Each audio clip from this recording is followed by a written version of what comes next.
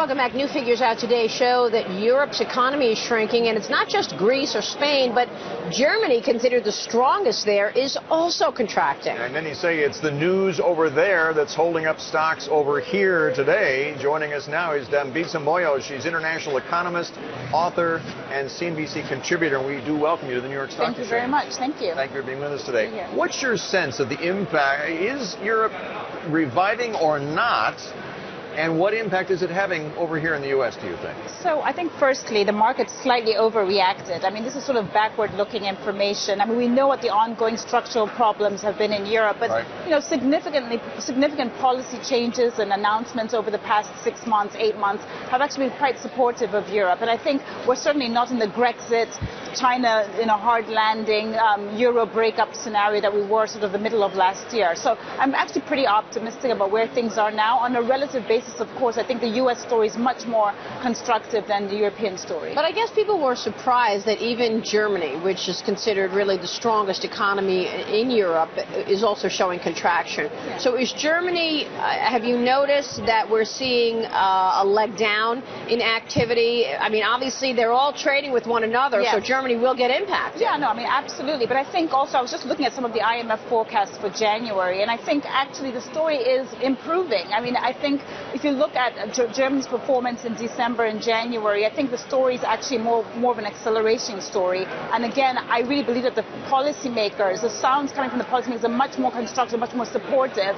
So if things get pretty bad, which they potentially could do, I still think they'll be there to backstop the situation. And I might add one other thing, which is that monetary policy in the Eurozone compared to UK, US, and even Japan is still very, very aggressive. I was going to ask you about that. It would appear that Mario Draghi is in some ways being dragged kicking and screaming into this currency war with Japan, with the United States. Yeah. What do you make of that, and what impact does that have on the recoveries? Well, I mean, I think basically, I'm still quite disappointed that the European policymakers haven't been as aggressive as I think that they could be. So a lot of the announcements in the policy space, even basic things like cutting rates, I think there's still a lot of wiggle room around that area. Well, on the one hand, he wasn't willing to cut rates a couple of weeks ago, but yet he was talking the euro down pretty clearly. Absolutely, and also not only that, I mean, today there's been a lot of discussion from Mr. Constantio about the possibility of going to negative rates in the ECB following what has happened with Denmark. So I think there is a lot of scope there to see much looser policy in the monetary space.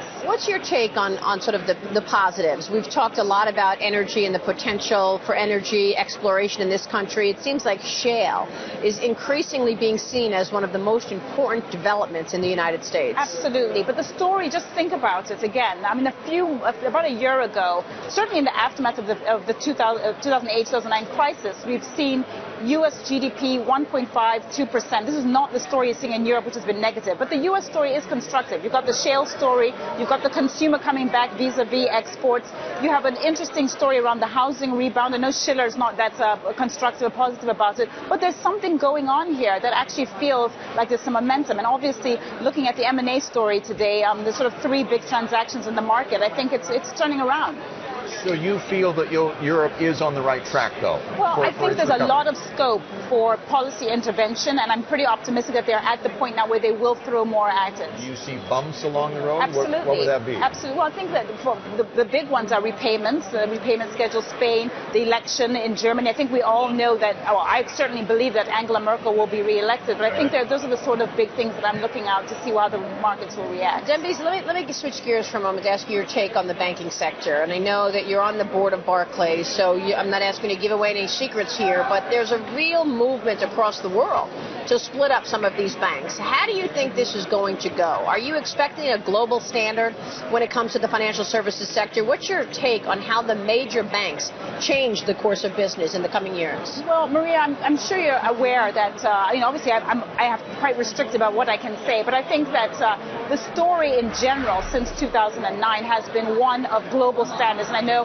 Christine Lagarde has spoken about this, the G20 going back into Philadelphia, I think it was.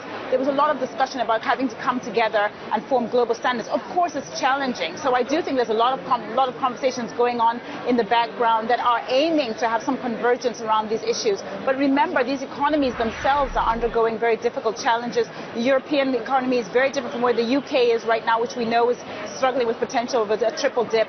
The U.S. is in a very different place. So the implications of what regulatory reform can do in the banking space is something that's an open question, but still up for debate. Dambisa, good to talk with you. Thank you, Maria. Thank you very much for having me. You bet. Thank you. Thanks for joining us.